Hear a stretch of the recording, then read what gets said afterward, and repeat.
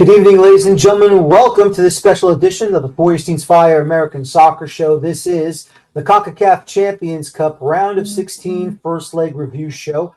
My name is Daniel Feuerstein, and I hope all of you are well tonight after an amazing first leg in the Round of 16 between these clubs from MLS, from Liga MX, the Central American Cup champions in El de Aluenza, and, of course, the Caribbean Cup champions over at Mount Pleasant FC from Jamaica.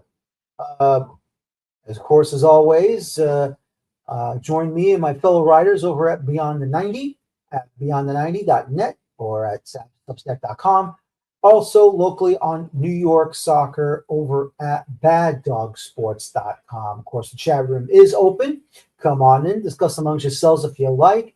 If you have any questions for me, I'll try to answer to the best of my abilities. And always don't forget to please subscribe here for your daily American soccer content.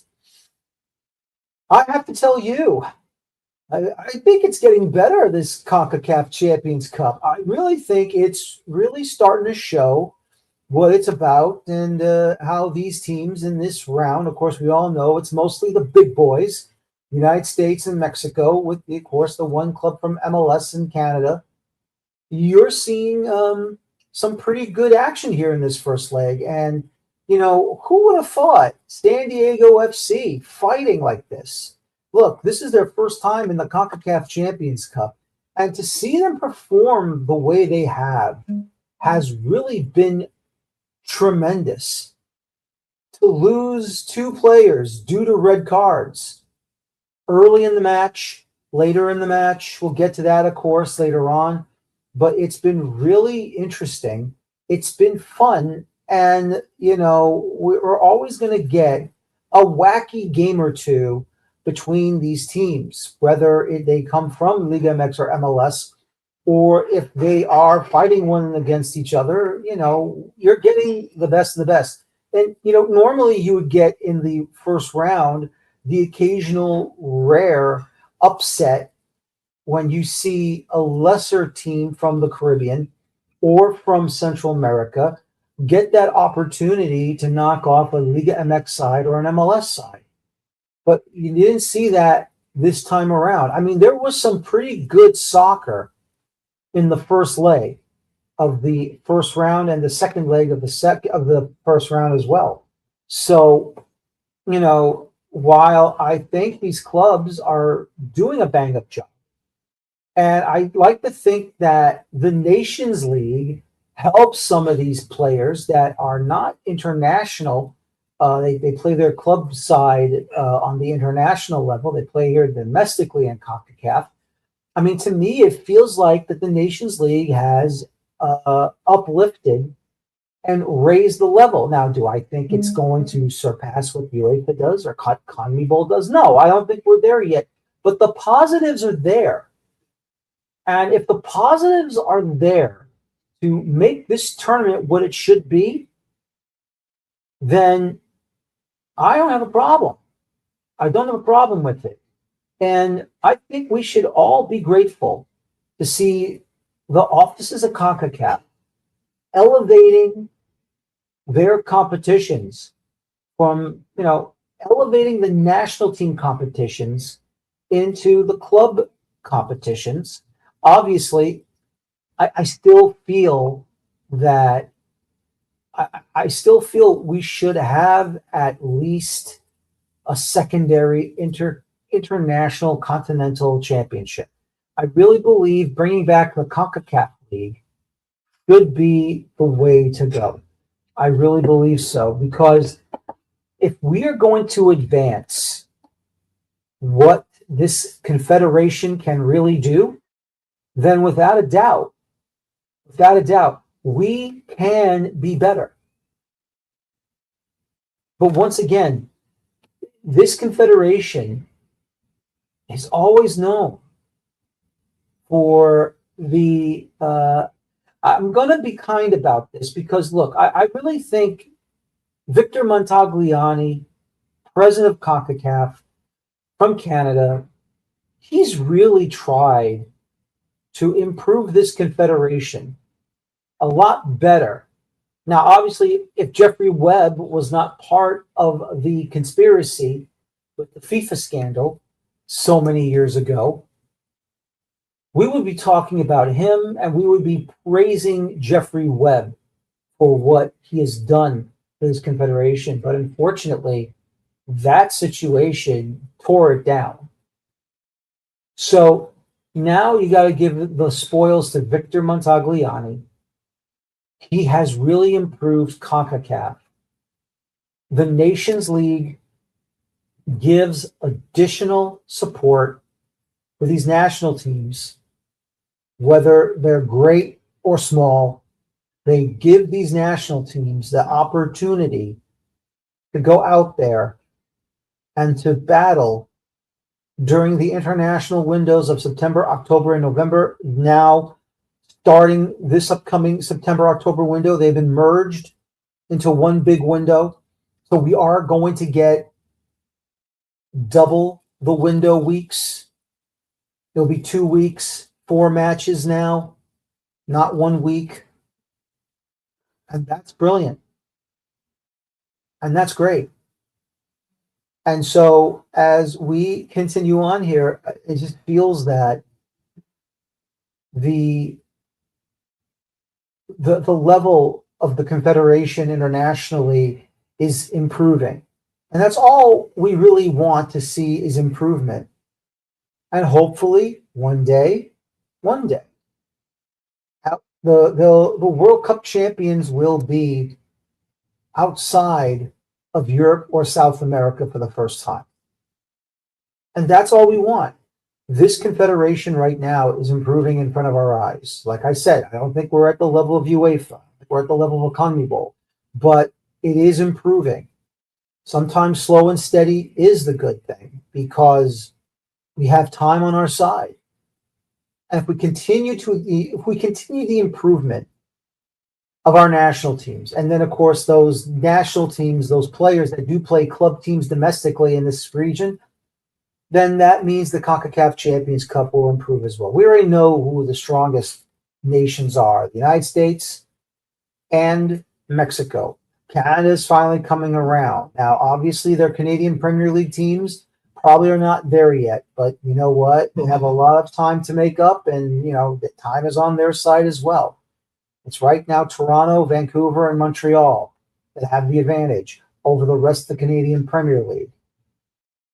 So until they get better and they do things, then they'll join in the conversation for those clubs that are not part of MLS. This is what we really need to see. And when you have that Club World Cup out there, which is the biggest caveat now, because it's now been expanded to something bigger, better, greater. And to see those clubs representing their nations, their confederation, it was such a wonderful show.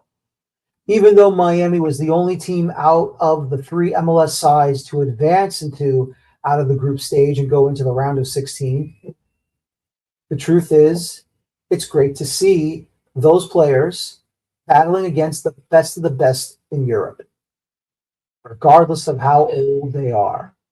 And you know what? Seattle knew they probably weren't going to get out of the group, but they put on a show. They wanted to show that they were fitting of qualifying and making this tournament when they did win the Champions League back many, many years ago. Not too many, but it's been a while now since an MLS side has actually broken through and win this competition. Who can it be this year? Can it be San Diego FC? Can it be the Sounders again going for a second international Club Cup championship? Can it be Cincinnati? Can it be the Galaxy again? We don't know. But this is why you have these competitions across the region, to see which teams are going to be crowned the best and which country will also be representing who is going to be the best club side in this confederation. And this is why I continue to preach for these tournaments to be taken seriously. Listen, watching UEFA's Champions League, Europa League, Conference League, watching the Copa Libertadores, watching the Sudamericana in South America, those two confederations, they will always be the best of the best. There's no disputing that. They will always be the best of the best. But until the CONCACAF Champions Cup can elevate itself to be something better and greater, then maybe we have an opportunity here to be the third best Champions Cup, Club Cup competition across the globe. We're not there yet, but I still feel time is on our side. And with MLS now, now moving to the international calendar, they have this opportunity themselves. They have this chance. They have this chance to actually get into the talking points. Now, can they bring back a group stage? Possibly. Until then, we won't know. But until then, we're going to have to wait and see. We're going to have to watch what happens, and we're going to have to take a look and see what the situations will be and how this tournament can evolve into that level. We're not there yet. I'm not here to tell you we're there yet, because we're not. It has to keep growing, and it has to improve. CONCACAF is very well aware of it. I'm very well aware of it. And until it does become what it should be, like what the Champions League has become, what the Copa Libertadores has become, then we'll have that conversation. But for right now, we're not there yet. But it's looking good. It's looking very good. And until we get there, we won't know. So, ladies and gentlemen, go ahead and give you my first guest tonight. Of course, he does cover FC Cincinnati for Area Sports Net in the Cincinnati area. And that is, of course, Kenta Hagiwara joining me tonight. Kenta, welcome back. Hope you're well. I have to tell you, great score line in this first leg against Tigres. I know they're using some flimsy excuse about travel. We'll get to that, but solid 90 minutes for FC Cincinnati in the round of 16 in the first leg. Yeah, especially considering how their form has been over the last two matches heading into Thursday night against Tigres, where they were shut out in two consecutive matches and lost both 1-0 to kind of put a statement out there, not just I think not just as a morale boost for the team, and obviously a great scoreline heading into the second leg in Monterrey, but it's also big for kind of the fan base, who I think they hadn't seen that kind of streak in a minute. It's been a while since you had two really poor performances where it wasn't just a loss, but it was a really poor loss, at least by Cincinnati standards over the last couple of years under Noonan. So some tweaks here and there, I thought, in how Noonan set his team up. The match was, especially in the second half, was really open and really physical. And maybe there were some tired legs from the Tigres side, as you mentioned, with all the travel delays that were going on for their team. But, Cincinnati capitalized on their chances, and Tigres, it kind of felt like at times were very hesitant, slightly too hesitant, and weren't clinical enough, where they didn't really test Celentano much either. So.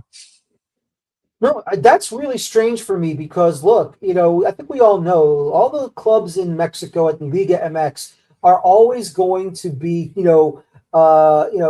show their fangs, show their claws, getting ready to fight, scratch, claw, bite, anything and everything to get the necessary results so they can go back to Mexico and have, a great second leg and take over. Was the travel to Cincinnati really that bad? What was their what was the situation? Was like that the airport was not open or something like that? Or you just think maybe they just walked in and just felt like, yeah, we'll just easily handle FC Cincinnati and just take the result home in the back pocket? I don't think it was in any way of kind of like disrespecting the opposition from them. I don't think it was taking the matchup too lightly. From what I know, currently President Trump is in Cincinnati, and so he had flown into Cincinnati's, or I guess technically it's in Covington, Kentucky, but just across the river, CBG Airport the day of. So from kind of what I've been told, it was kind of like just some paperwork issues and a bunch of other stuff that led to them not being able to fly in the day before. And then their flight it was a little later and they had to leave a little later than they wanted to the day of either. So they ended up arriving around 4 p.m. And the match kicked off at 8 p.m. local time. So it's certainly not an ideal situation, but it's a 3-hour flight. It's not, we're not talking about going from Vancouver all the way to Costa Rica. This isn't like in terms of international flights, it's not the worst hand you can be given. But yeah, it's certainly a talking point, to a degree. Like it has to be mentioned, I think. But no, I just thought Cincinnati were just on just the confidence on the ball and the energy from the first minute was evident. I don't know if that's a Pat Noonan thing saying, hey, like the last 2 matches weren't good enough. I don't know what happened over the week in that locker room and on the training ground specifically, but a switch turned on. Like something changed because you see it. Cincinnati forced an error in the 6th minute and they score early, and it's just something where, like, especially for a team that's coming into Cincinnati and they might be jet lagged a little bit, to get a goal early, that flips the whole script on its head. So I thought it was a brilliant performance by the team as a whole. Sure, some things could have been improved, but yeah, that's just the sport. But I thought it was overall a pretty dominant performance. It really was. Kevin Denke, once again, a brace in this matchup. Ever since you brought him over last season, he's just been Mr. Reliable for FC Cincinnati in the goal-scoring department. Just to see him handle that first one early in the 6th minute was strong. The one that was later in the second half, also a great goal. Will you, contend about Denke's performance so far at the start of this season? Yeah, I think he's kind of taking a different role with the club compared to what we saw last season. He spoke about it after the match where he's dropping into the midfield a bit more and not playing maybe as a target classic number 9 that you would expect out of him. That's kind of been, I guess, to an extent, more of Tom Barlow's role with the club so far.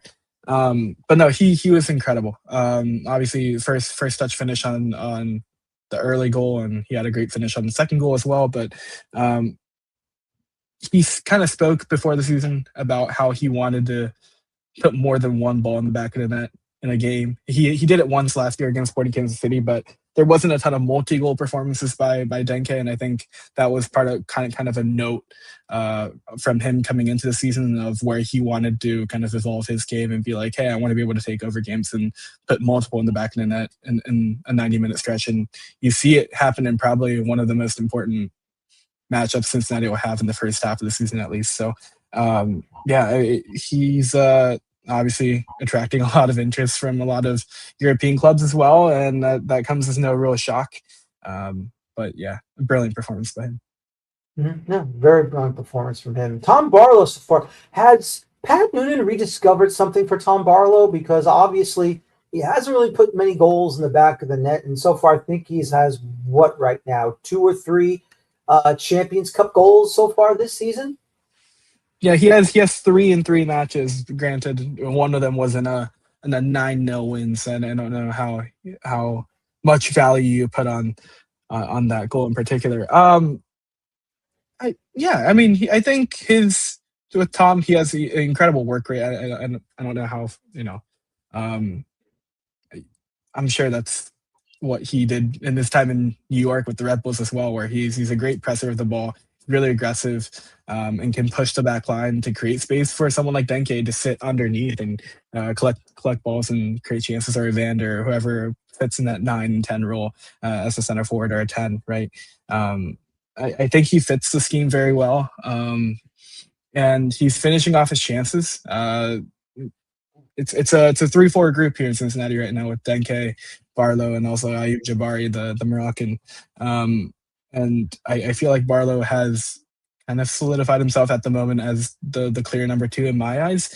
Jabari brings a different dynamic into what he can do. He's, I think, a faster guy, and he can play in the wider channels more effectively than what Barlow can do. I think Barlow's more just in the central part of the pitch, but the goals speak for themselves, right? 3 matches, 3 goals. That's, again, I feel like a broken record when I say this, but that's all that really matters from a striker is if they can put the ball in the back of the net. Exactly. What did you make about Tigres's performance out there? I mean, was it like sluggish? Was it, we're having issues here? Was there difficulty, or were they really trying to compete out there? Yeah, I think so. I don't know if they necessarily expected Cincinnati to come out without a 10. Cincinnati usually play with like that 3-4-1-2 with Evander at the 10. And they kind of abandoned that for this match and sat in with a deeper 6 and 2 8s around them as box-to-box midfielders, and to combat how Tigres form up in their 4-2-3-1 to kind of man mark the the Tigres number 10.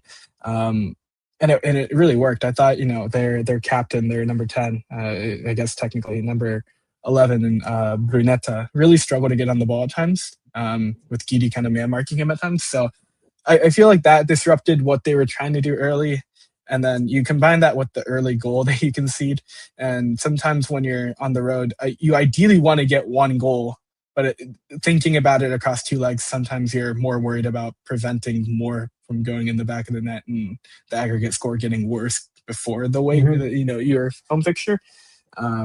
They were very physical. They were very aggressive on duels. They got only 1 yellow card, which truthfully seems absurd. I think I had blasted one particular foul on Twitter during the match where, just quite literally pulled on the back collar of Cincinnati player's shirt and didn't get a card. So I feel like there probably could have been a lot more cards handed out in the match, but it kind of just goes to show it's a physical team, Tigres, and I don't think they were not present at the match. I think it was just a really solid performance by Cincinnati in those transitional moments where Tigres were really stretched out wide, to be able to play in those spaces and create chances. Nope, absolutely. That second leg down to Universitario is going to be really, really challenging for FC Cincinnati. So far, at this point in time, 3-0 on the aggregate, and 1 away goal, and it's 4. Actually, should be 5 for Tigres to try and come back. And obviously, we all know when you play down in Mexico, with those home crowds, they get energized for that. And hopefully, Cincinnati can find a way to knock off Tigres and head on over into the quarterfinals. Yeah, this is the same matchup where Cincinnati were knocked out last season in the CONCACF Champions Cup. They drew at home 1-1 heading into the tie in Monterrey. They went into halftime with a 1-0 lead, and within like not even a 15, it was probably a 10-minute stretch, they concede 3 goals, and the whole tie, flips on its head. It kind of just ends there, right? So I think the players were aware of it. There's not a ton of roster turnover from last season. I think there's an awareness that the match, you have to take it minute by minute, and it's a team that can, and especially in the venue that they play in, that it can flip on its head without you even noticing what's happening, and by that time it's too late. So it's obviously very important for them to be able to score a goal in Monterrey to get that away goal tiebreaker advantage. But ultimately, you're going in there trying to win and get the result there, regardless of, you're not trying to scrape away with a 1-4 loss. So we'll see what kind of adjustments Tigres make. And heading into the second, I'm sure there will be some changes to what they do tactically, and we'll see how Pat Noonan adjusts his side after the weekend in New England. Yeah, absolutely, and should be a fun one. And once again, you can watch all these matches on Fox Sports 1, Fox Sports 2, Fox Sports app. Just go to livesoccertv.com and check what time and which day for this upcoming second leg will be, and it should be exciting and it should be a lot of fun. Finally, Kenta. Um, any interesting stuff going on involving Asia? Is there something we should be aware of when we get ready for the World Cup? I know Iran has said, and many have said this is official, it's been confirmed that they are going to step down playing in this upcoming World Cup. I think it's a mistake. I think they should play in the World Cup this summer. Has there been any conversations with them to maybe make them change their mind and come back and do take their spot? I mean, it's my understanding that was kind of taken out of not exactly accurate and was kind of taken out of context. The quote kind of, let me see if I can quickly pull it up here. But Mhm. from what I know, it wasn't. They're not officially backing out of the tournament. That wasn't the Okay. decision that Iran had gotten to. And from kind of what I know, it's if everything were to kind of continue the way it has. Uh, yeah. So the Iranian National Team Federation officially put out kind of a notice yesterday, and I have one of my friends who translated over it. Uh, the second half of the post goes, certainly no one can remove the Iranian national team from the World Cup. Rather, the country that should be removed is the one that merely carries the title of host, but does not have the ability to host.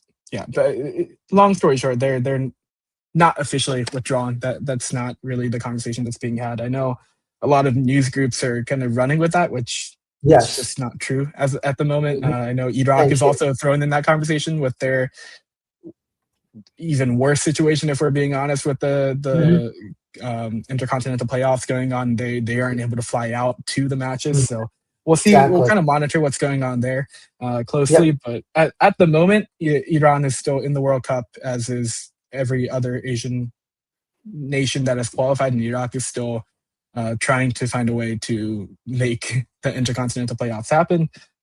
So we'll see what that kind of ends up happening. The other thing that's happening in Asian football is currently the Women's Asian Cup in Australia. We just started the knockouts for that competition, and earlier this morning, Australia beat North Korea 2-1, including goals from Sam Kerr and Alana Kennedy, I believe. So two WSL All right. players over in England.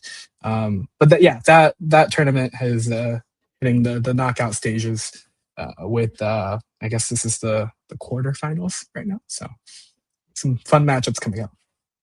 That's great news to hear from on my perspective. Look, I understand what's going on in the world today. And I try to separate the politics and the sports on this show. I really don't want to mesh the two together.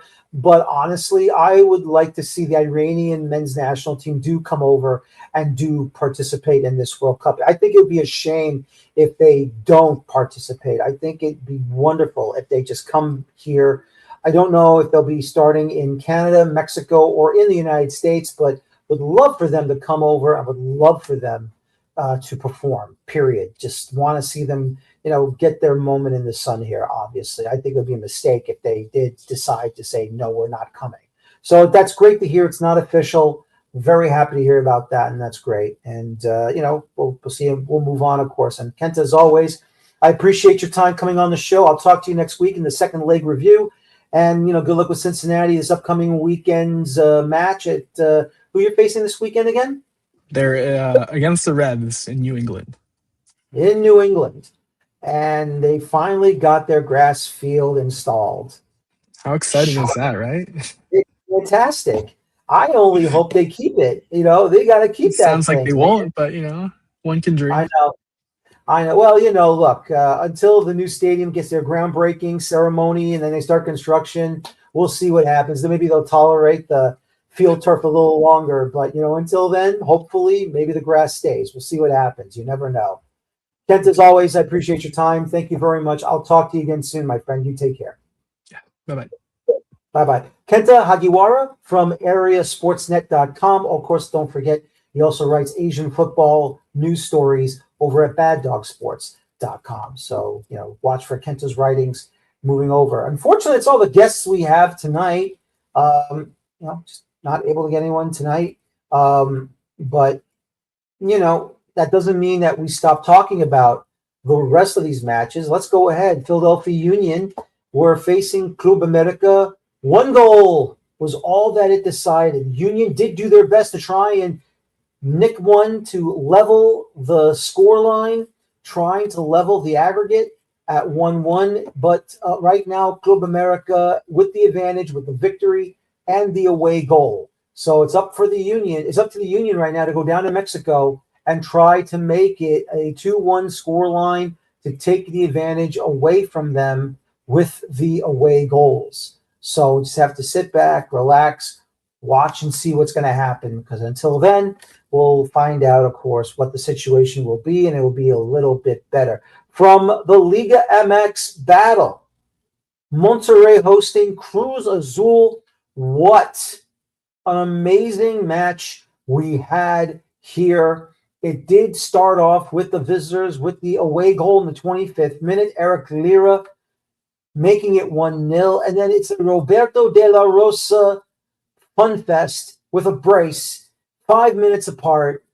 First one in the 35th minute, the second one in the 40th minute. Everything looking well for Monterrey until they get to the 80th minute. Santiago Mele, he gets his first yellow card in the 61st, and then another poor challenge in the second yellow in the 80th minute, and then the red card comes out. Monterrey down to 10 men with a 2-1 lead, and then here comes Cruz Azul. Penalty awarded to Cruz Azul. Gonzalo Piovi makes it 2-2 on the spot. And then in the 90th minute of regulation time, Nicolas Ibanez, he puts it away. 3-2 for Cruz Azul on the road. They have 3 away goals. 3-2 for Cruz Azul. And now they go back home to try and finish it off. And let's not forget, Cruz Azul is currently the defending CONCACF Champions Cup winners from last year when they defeated and demolished the Whitecaps at home down in Mexico. Would you believe it? A 0-0 draw between Nashville SC and Inter Miami. And it means Miami will be heading back to Inter Miami Stadium in Fort Lauderdale. While, yes, the advantage is to Miami, Nashville has the away goal department. So depending on what goes on in this game, if Nashville can get a bunch of goals, and if Miami draws them, obviously Nashville advances because of the away goals. Amazing, isn't it? This is a wacky tournament sometimes. You never know. It's just like what Forrest Gump says. Life is like a box of chocolates. You're never going to know what you're going to get. And speaking about that, I didn't expect this at BMO Stadium in downtown Los Angeles. How about LAFC with a 1-1 draw at home with LD Aluenza from Costa Rica? Costa Rica scoring first, Alejandro Bron, 44th minute. And then later on in the second half, Denny Bawanga, 56th minute, makes it 1-1, and that's it. Aluenza, give them credit. They went up to Southern California to take on LAFC, and they were able to manage a 1-1 draw with the advantage on the away goal. So for them, that's a big result. And now it's heading back down home into Costa Rica in Aluenza to try and finish the job, or will LAFC put a hurting on them and take it with winning the aggregate along with the away goals? We'll have to wait and see for that one. But, it's just really, really amazing to watch and see what Aluenza can actually do, the Central American Cup champions. The other Los Angeles club, the Galaxy, taking on Jamaica's Mount Pleasant FC. You know, Gabriel Peck, a one-man wrecking crew, gets the hat trick, 6th minute, 89th minute, second half stoppage time, and beats Mount Pleasant FC of Jamaica. Of course, they'll be hosting the second leg down in Jamaica. Now, many of you have heard Mount Pleasant had 10 of their 11 starters visa issues, and they were not able to come up and perform in the first leg over at Dignity Health Sports Park in Carson, California. First things first, to those at Mount Pleasant, it's a shame that happened. It's really difficult to see that happening for your club. Obviously, those players will be ready to go for the second leg. We'll see what they do when the Galaxy do come down. A big task right now for Mount Pleasant to host the Galaxy anyways. But still, though, it's not a fair fight when you're losing 10 out of your full starting squad due to visa issues going forward. So, hopefully this won't happen again to them if they do qualify again from the Caribbean Cup into the CONCACAF Champions Cup. Hopefully everything will be fine and it will work well. We'll have to wait and see, of course, what will happen there. The next match, of course, what a wild match you have. Cascadia FC, that means Vancouver Whitecaps hosting the Seattle Sounders in the first leg. And the Sounders, the return of Paul Arriola gets a brace in the 45th minute, 58th minute, and then Paul Rothrock in the 70th minute. A very clean game, no yellow cards, no disciplinary issues whatsoever. It was a very clean game by the Sounders, and they did an amazing job on the road. But once again, everyone in the Pacific Northwest knows about what was going to happen here. Any MLS fan knows what's going to happen in the Cascadia challenges. Portland, Seattle, Vancouver, it does not matter. You're going to get a game like this. And right now for the Whitecaps, their opportunity to reach the finals again for a second consecutive tournament in 2 consecutive seasons is in jeopardy. So Jesper Sorensen has got a lot of work to do here. He knows it. He knows they're up against it. So for the Whitecaps, we'll have to wait and see what's going to happen. The lone Canadian side in the CONCACAF Champions Cup. So we'll have to wait and see what's going to happen. But how about this one? San Diego FC doing it again. This time down to 9 men. 2 red cards. Marcus Ingvartsen sent off in the 9th minute. Dunzo because of a bad challenge. And then Jesus Gallendo converts the penalty for Toluca to make it 1-0. But then here comes San Diego FC. 3 consecutive goals. A brace by David Vasquez levels the score in the 29th minute. He does it again in the 1st minute of the second half. And then Anders Dreyer making it 3-0 in the 53rd. But then, you can't make this up. Manu Dua getting booked in the 66th minute. 20 minutes later, he plays goalkeeper for the goalkeeper in the area, and he dives across to make the save. It had to go through VAR to make sure what the hell just happened. Gets his red card, sending off his papers. Here you go. Here's your papers, and you're gone. And Helio Nunez converts the second penalty for Toluca to make it 3-2 San Diego. And this is where you say to yourself, you can't allow Toluca to get any away goals at all. San Diego should have been the better side. They were the better side. Whether it's their full complementary of starters, down to 10 men, down to 9 men, They found a way to hold on to the scoreline, and now they have a goal advantage. But the 2 away goals for Toluca is an advantage for them back home. So right now, San Diego FC, they really need to ramp this sucker up. They got to ramp this sucker up, and they got to find a way now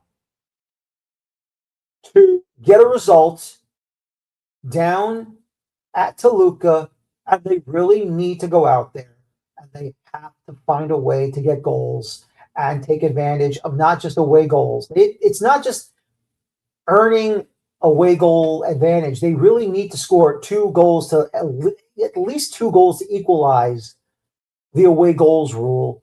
And then if they can get a third, well, then that's, good night, sweetheart. It's time to go. So San Diego FC really needs to take advantage of their situation, because if they get that goal to level the score at 3, it's over. It's over for San Diego FC. And for them, you cannot lose on a draw because you didn't score an away goal. This is your time. This is your opportunity to take advantage of the situation. You got to go out there, and you got to perform, and you got to do the job. Period. If you're San Diego FC, your second season in MLS. You were a great club last year in your inaugural season. You're built the right way. You're managed the right way. And now you have an opportunity to basically go into this tournament and prove that you can do the job and advance. It's tough. It's going to be tougher down the road going to the quarterfinals. But if San Diego FC can keep on going with this situation, they will be strong, and they will be unable to be stopped. Period. But they have to play the game down in Mexico, and they got to find a way to make sure that they get their goals. Because if they get a goal and advance it on a 4-2 aggregate or a 4-3 aggregate, that's it. You don't have nothing else to worry about. Get 2 goals. Now the away goals don't hurt you from Toluca. The away goals do not hurt you if you get 2 against Toluca. If you get 3, it's yours. Period. It's yours. And we'll have to wait and see what's going to happen next week. And don't forget to join me next Friday for the CONCACAF Champions Cup round of 16 second leg review. Hopefully we'll have some more guests on, and we can go ahead and get you ready and rolling for more CONCACAF Champions Cup action. Don't forget my show, regular 40 Scenes Fire American Soccer Show, this coming Monday at 8 o'clock Eastern. And then, of course, what else we're going to have besides the CONCACAF Champions Cup? First round proper of the 2026 Lamar Hunt U.S. Open Cup. It's going to be exciting. It's going to be fun. I cannot wait. We'll see what happens then. I want to thank my guest, Kenta Hagiwara from Area Sportsnet, joining me tonight. And thank you for watching tonight here on the 40 Scenes Fire American Soccer Show. This has been the CONCACAF Champions Cup, the 2026 edition, round of 16, first leg review show. Thank you very much for watching me tonight. Hope all of you have fun. I hope all of you are enjoying yourself. And as always, please, please, please, please, please, please enjoy your football. Thank you. Take care. So long. And bye-bye for now. Have a good night, everybody.